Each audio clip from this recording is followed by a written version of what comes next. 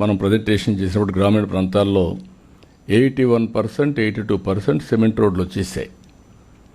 Only drains ఇది problem.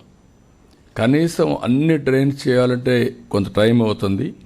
కానీ liquid waste management డిస్పోజల్కు focus చేయండి.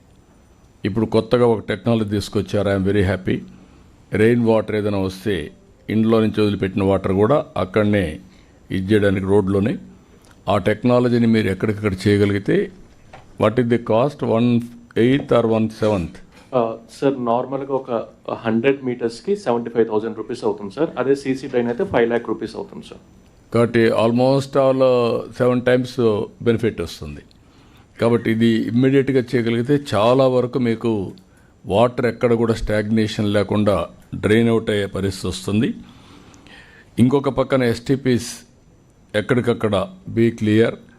ల్యాండ్ అక్విజిషన్ ఆర్ ల్యాండ్ ఇవ్వడం మీ బాధ్యత. అది అన్ని టౌన్స్లో దానికి కూడా మీరు ఫోకస్ చేసి ఇమీడియట్గా ఇవ్వాలి. ఇప్పుడు గోవర్ధన్ ప్లాంట్ ఒకటి మీరు పెట్టి చేశారు. మున్సిపల్ స్వచ్ఛ భారత్ కూడా మీరు చేయాలి. ఇది కౌ డంగ్కి there is a lot of demand in UAE. Reason is వాళ్ళు డేట్స్ కల్టివేషన్కి ఇది వాడుతున్నారని.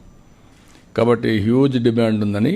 అది ఒకసారి డాక్రా సంఘాలు స్వచ్ఛ భారత్ ఆంధ్రప్రదేశ్ మీరు ఎగ్జామిన్ చేయండి. అది ఉంటే మనకు హ్యూజ్ మనీ వచ్చే అవకాశం ఉంటుంది. అది కూడా వర్కౌట్ చేయండి.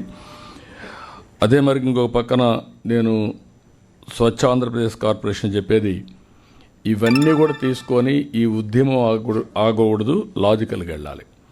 ఇంకా చాలా దగ్గర మీ దగ్గర టాయిలెట్స్ లేవు, ఇండివిజువల్ టాయిలెట్స్ లేవు. మనం కట్టిన టాయిలెట్స్ అన్నీ కూడా యూజ్ చేయకుండా కొన్ని పాడుపడిపోయినాయి.